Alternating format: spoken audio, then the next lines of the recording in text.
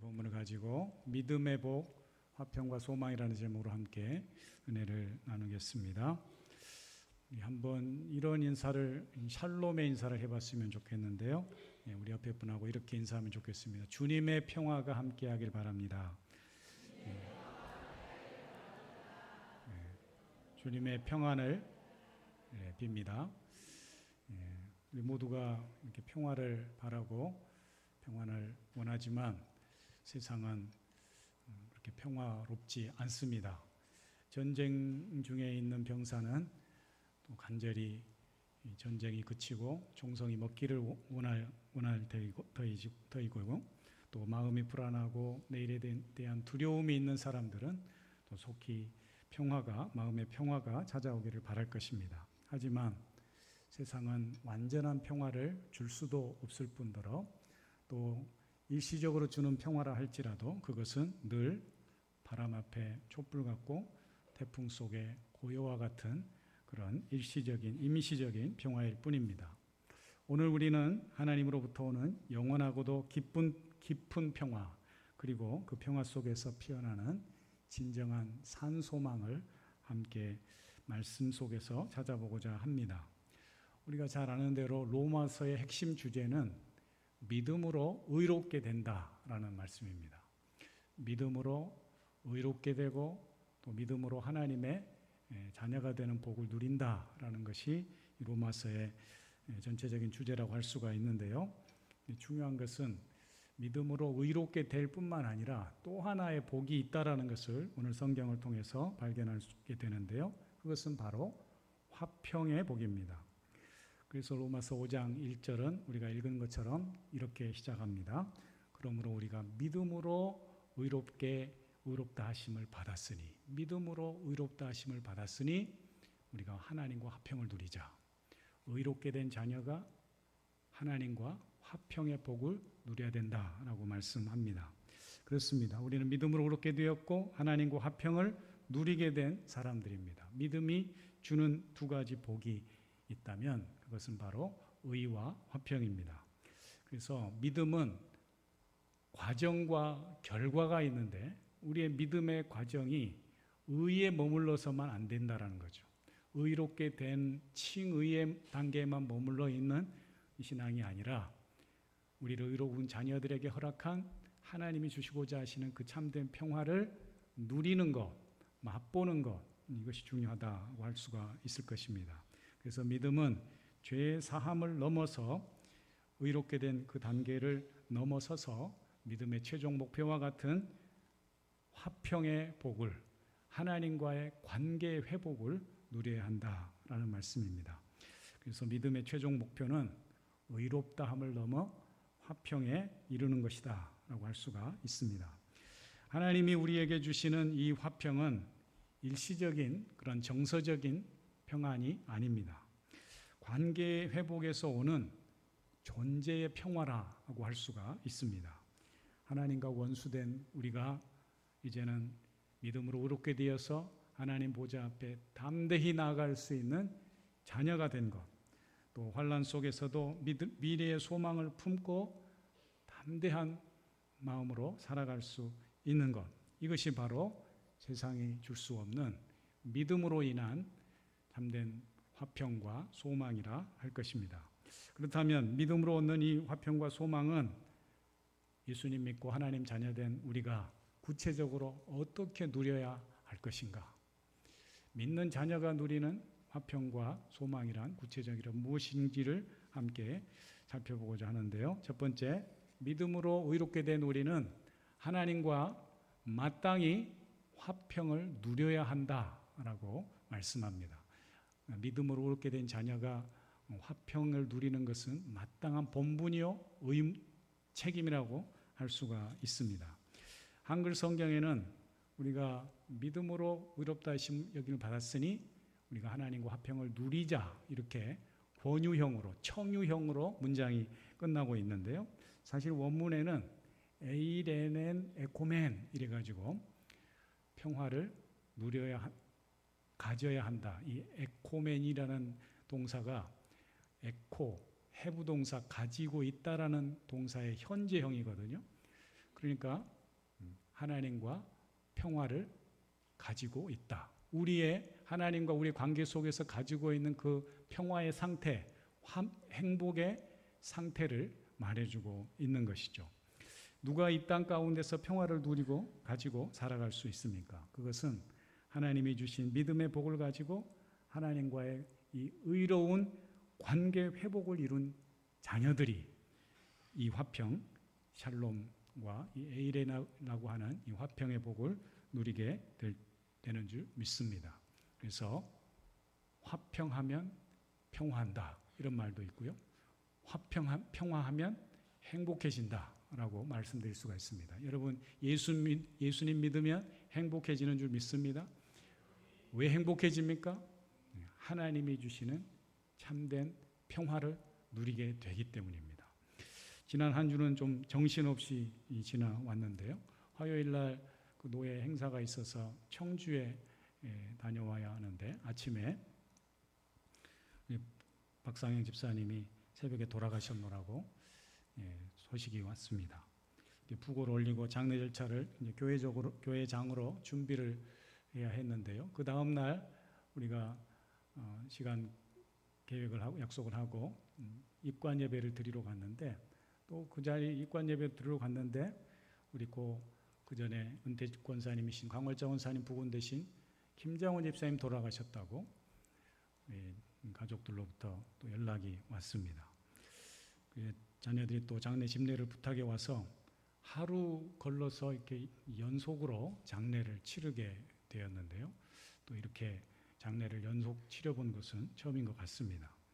암투병을 하시던 우리 박상영 집사님이 이렇게 고생하시면서 뭐잖아 우리 하나님 곧 부르실 것이라는 생각은 했지만 우리 김장훈 집사님이 이렇게 갑자기 돌아가실 줄은 또 생각지도 못했습니다. 우리 가족들도 예상치 못한 그런 갑작스러운 별세 소식이었습니다. 이렇게 예상치 못한 일을 우리가 만나게 될 때 우리는 마음에 당황이 되고 또 평화가 깨어집니다. 연이어 장례를 준비하다 보니까 이 설교를 준비하고 순서지를 만드는데 막 이름이 헷갈리기도 하고 우리 전에 집사님 이름이 뒤에 순서지에 실리기도 하고 이런 실수를 하기도 하더라고요. 그런데 감사한 것은 은혜 중에 잘 마치고 이 갑작스러운 장례도 잘 마칠 수 있다는 것이 얼마나 감사한지요. 여러분 우리가 살아가면서 때로는 예기치 않은 갑작스러운 당황스러운 일을 만난다 할지라도 하나님께서 감당케 하시고 또 감당하는 은혜를 허락해 주시는 줄 믿습니다. 분주한 일들, 예상치 못할 일들이 생기면 우리의 마음의 평화 깨어지기 쉽지만 그럼에도 불구하고 우리가 평화를 누릴 수 있는 비결은 하나님이 도우신다. 시간의 주인 되시고 생명의 주인 되신 하나님께서 우리와 함께 하시고 가장 적합한 시간표로 우리를 인도하신다는 그 믿음으로 인해서 우리가 평화를 누리게 되는 줄 믿습니다. 우리가 성격이 느긋한 사람들을 보면은 뭘 믿고 저러나 믿는 구석이 있겠지 이런 생각을 하게 되는데요. 그런데 우리 믿는 성도들은 어떤 세상적인 관계나 도움보다도 우리 하나님으로 인하여서 하나님을 신뢰하고 그 하나님을 믿는 믿음의 확신으로 인하여서 평화를 누리게 되는 줄 믿습니다. 사실 우리가 인생의 죽음을 맞이한다고 해도 그 죽음 앞에서 당황하지 않는 이유는 하나님께서 우리를 지금까지도 사랑으로 품어주시고 그 영원한 사랑의 품에 다시금 품어주는 그 시간이 죽음이라는 것을 확신하기 때문에 우리는 죽음 앞에서도 당황하지 않고 평화를 누리게 되는 것입니다. 이처럼 죽음도 하나님 품 안에 쉬는 영원한 안식임을 우리가 기억하고 고백하는 것, 이것이 바로 믿음입니다. 그래서 로마서 8장 37절에서 39절까지 우리가 잘 아는 말씀에 이런 말씀이 있습니다. 그러나 이 모든 일에 우리를 사랑하시는 일에 이로 말미암아 우리가 넉넉히 이기느니라. 우리가 이 모든 일에 우리를 사랑하시는 이로 말미암아 우리가 넉넉히 이기느니라.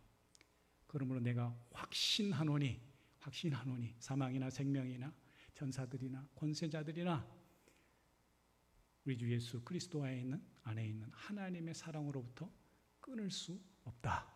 이런 말씀이 있습니다.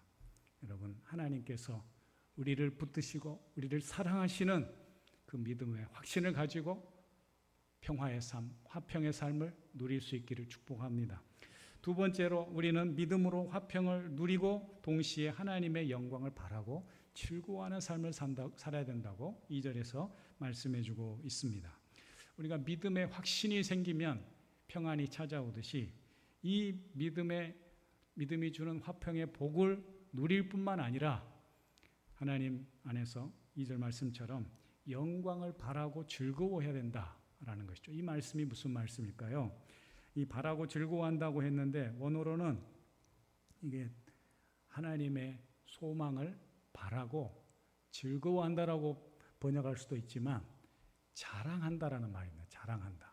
이 카우카우마이라고 하는 동사가 즐거워한다는 번역도 할 수 있지만 사실상 문맥상으로 자랑한다, 스스로 자랑한다 이런 뜻이 있거든요. 그래서 자랑할 수 있다. 스스로 자랑하는 삶을 살아야 된다. 이렇게 번역하는 것이 더 자연스러울 수가 있습니다. 다음 그 3절에도 보시면 환난 중에도 즐거워한다 이런 표현이 있거든요.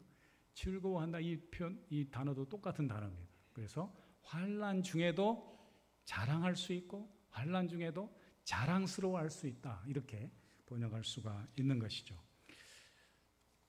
사랑하는 성도님들, 우리가 이 세상 가운데 무엇을 자랑하며 살아갈 수가 있겠습니까? 우리가 자녀들을 키우다 보면 자녀들이 상 하나만 받아도 참 자랑스럽고 대견하고 기쁩니다. 대단한 일을 해서가 아닙니다. 그저 자녀들이 자라는 과정에서 어떤 한 과정을 마치는 것에도 감사하고 또 우리 아들들 같은 경우에는 건강하게 군대 잘 다녀오는 것만으로도 참 대견하고 감사하고 자랑스럽고 그렇습니다. 우리 지난번 6월 초에 우리 노예 어린이대회 나가서 우리 교회 학교 아이들이 나가서 또 상을 타왔잖아요. 우리 다 같이 기뻐하고 박수를 쳐줬는데 그중에 우리 또 수호가 성경 암송에서 우수상을 받아가지고 이 앞에서 했잖아요. 마태복음 6장을 줄줄줄 외우니까 다들 박수로 축하를 해줬는데 그 점심 때 우리 신명원 장로님이 저에게 오시더니 우리 아동부 아이들이 몇 명이냐고 왜 물었겠어요? 한턱 쏘시겠다는 거죠. 우리 신명원 장로님의 조카 아들이니까 조카 손자가 되나요? 이 아이가 이렇게 멋지게 성경 암송을 잘하고 우수상을 받아온 것에 너무 기뻐서 대견스럽고 자랑스러워서 그 다음 주에 통닭 치킨을 다 쌌다는 거 아닙니까? 그런 거예요. 우리 자녀들이 특별히 뭘 잘해서 그렇게 기쁘기도 하지만 우리 건강하게 그런 삶, 잘 자라가는 삶을 보는 것만으로도 우리에게는 큰 기쁨이 된다라는 것입니다. 우리의 삶의 소망이 무엇이겠습니까? 특별히 무엇인가를 바래서 그것을 얻어서가 아닙니다. 또 어떤 것을 바란 것을 소유해서 우리에게 진정한 또 평화와 소망이 생기는 것이 아닙니다. 우리의 참된 소망과 기쁨은 하나님과의 온전한 관계 회복, 그분 안에서 누리는 평화가 진정으로 우리가 바라는 구원의 소망이 되는 줄 믿습니다. 지난주 두 분의 성도님을 떠나보냈지만 우리에게 죽음이 더 이상 슬픔과 아픔이지만은 아는 이유가 있습니다. 성도의 죽음은 하나님 주신 은총의 삶을 살다가 그 믿음으로 인한 구원의 은총을 입고 그 믿음으로 인한 약속된 영생의 문으로 건너가는 것, 천국의 문을 열고 하나님 앞에 나아가는 것, 이것이 죽음이지 않겠습니까? 그 영원한 사랑의 품에 안기는 것이라 생각할 때 우리는 이별의 슬픔보다는 그 영원한 안식에 더 위로받고 소망을 갖게 되는 것이죠. 특별히 우리 장례식 가서 보니까 우리 유가족들이 고인들과 함께 했던 그 사진을 보는 것만으로도 위로가 되었습니다. 아, 살아계실 때 저렇게 우리 자녀들과 함께하는 시간들이 있었구나. 저런 사랑을 우리 부모와 자녀 간에 나눴구나 라는 것을 보는 것만으로도 나름 위로가 되었습니다. 여러분, 함께하는 시간이 소중한 시간인 줄, 은혜인 줄 믿습니다. 우리가 하나님을 믿고 하나님의 자녀로 살아간다고 하는 것은 매일 매순간 그분의 사랑을 확인하고 그분의 사랑으로 인하여서 힘을 얻는 것입니다. 믿음 안에서 매순간 하나님의 영광을 바라고 자랑할 수 있는 삶, 그 참된 소망의 삶을 살아갈 수 있기를 축복합니다. 믿음은 그래서 단순히 평안이 아닌 하나님과 동행하는 기쁨을 누리는 것이요, 장차 누릴 영광을 미리 맛보는 삶이라는 사실을 잊지 않을 수 있기 바랍니다. 마지막 세 번째로 우리의 삶의 환난까지도 연단과 소망을 이루는 하나님의 선한 계획 안에, 하나님의 선한 시간표 안에 있음을 확신하시기 바랍니다. 환난까지도 연단과 소망을 주는 우리의 믿음의 은혜라는 사실입니다. 우리가 하나님을 믿는 믿음으로 화평을 누리고 소망을 갖는다는 것은 이제 알게 되었습니다. 그런데 이 믿음의 과정과 목표를 알고 있다고 우리의 삶이 고난이 없어지고 환난이 사라지고 모든 삶이 우리 원하는 대로 그렇게 형통하게만 열리는 것은 아닙니다. 우리의 모든 아픔과 환난을 쉽게 이길 수 있는 힘이 어디서 올까요? 아는 것과 사는 것은 또 다른 차원의 문제라고 할 것입니다. 사랑하는 성도님들, 우리가 언제 마음의 평화를 잃고 마음이 불안해집니까? 언제 우리의 마음의 평화가 깨어집니까? 예상치 않은 일, 익숙치 않은 일, 우리가 원치 않은 일들을 경험하게 되면 우리의 마음이 믿음을 가진 하나님의 자녀라고 하지만 마음의 동요가 일어나고 불안해지고 흔들릴 때가 있습니다. 우리의 마음의 평화를 잘 지키기 어려울 때가 찾아온다라는 것이죠. 저희 가정 얘기를 해서 죄송하지만 지난번에 우리 장모님 입원시키고 적잖이 당황하고 힘들었던 경험이 있습니다. 이게 그냥 병원 가서 진단받고 치료받으면 끝나는 문제가 아니더라고요. 담당 의사로부터 종양 제거 수술을 받아야 한다는 진단을 받고 우리 가족들이 의사의 권유를 따라, 의사들은 참 나쁜 사람들이에요. 선택의 여지가 없더라고요. 제 입장에서는. 그 종양으로 인해서 즉시 즉사하실 수도 있대요. 뇌 척수를 길을 막으면 그냥 돌아가신대요.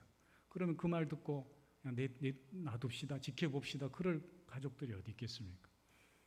그래서 수술을 결정하는 그 순간부터 그렇게 복잡한 뒤, 만약에 그 환자분을 데리고 보호자 혼자서 그 절차를 다 하려면 그 데리고 다닌 사람들이 병날 것 같더라고요.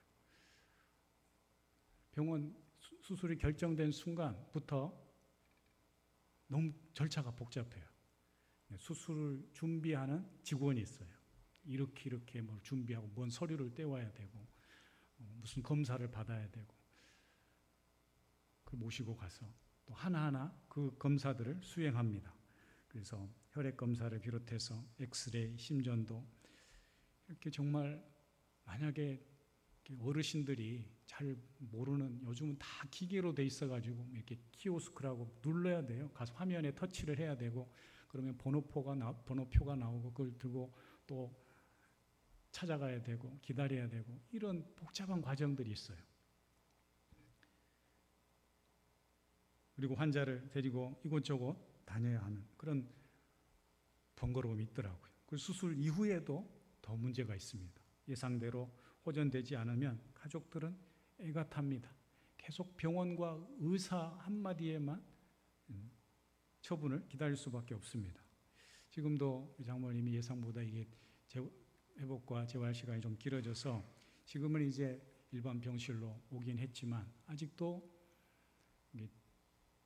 스스로 잘 움직이지 못하고 음식을 드실 수 없고 기도 삽관에 되어 있어서 그런 상황이라서 24시간 간병인이 붙어 있어야 되고 그런 상황이라서 지켜보는 가족들 입장에서는 너무나도 힘들어요.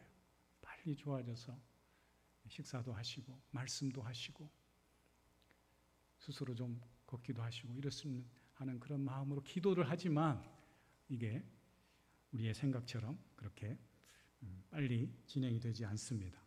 이런 것들이 참 힘든 기다림의 과정, 인내의 과정이다라는 것이죠. 그럼에도 불구하고 이런 예상치 못한 일, 익숙치 않은 상황에서도 여러분 하나님의 선한 계획하심을 믿으시기 바랍니다. 하나님은 좋으신 분입니다. 하나님 우리를 아들을 내어 죽기까지 사랑하신 사랑의 하나님이십니다. 때로 은혜의 삶에 믿음의 은혜 속에 고난이 수반됩니다. 그 고난은 우리를 괴롭히고자 하는 고난이 아니고 고난은 우리의 교만의 옷을 벗고 더 겸손하게 하나님 앞에 엎드릴 수 있는 더 큰 은혜를 입게 하는 하나님의 선한 계획인 줄 믿습니다. 그 하나님의 은혜의 시간, 인내와 연단의 시간까지도 믿음으로 받아들이는 힘, 그것이 바로 믿음의 화평과 소망의 능력입니다. 그렇습니다. 우리의 삶의 평화는 현실을 회피한다고 생기지 않습니다. 우리의 평화는 우리 인간의 노력이나 세상적인 방법으로도 결코 생기지 않습니다. 오히려 우리의 생각을 다 내려놓고 하나님의 그 선한 계획하심 앞에 우리의 인생을 전적으로 의탁하고 맡기는 것, 거기서 믿음에 참된 평화와 소망을 발견하게 되는 줄 믿습니다. 전적으로 하나님의 능력을 의지하는 그 믿음, 그것이 환난을 이기게 하고 환난 중에서도 소망을 가지고 담대히 나아갈 수 있는 은혜와 힘이 된다라는 것이죠. 사랑하는 성도님들, 믿음의 축복이 무엇입니까? 단순히 무언가를 얻는 게 아닙니다. 구원 받고 의롭게 되고 천국 가고 그것으로 끝나는 것이 아니고 믿음은 화평과 인내의 소망을 갖게 합니다. 그런데 이 화평과 인내 소망은 막연한 것이 아닙니다. 우리의 삶에 매우 구체적으로 그것을 경험할 수 있도록 찾아옵니다. 하나님은 그것을, 그 믿음의 은혜를 우리의 삶의 경험 속에서 배우게 하는 것이죠. 사랑하는 성도님들, 성령님을 통해서 하나님의 사랑이 우리 가운데 부어질 수 있기를 축복합니다.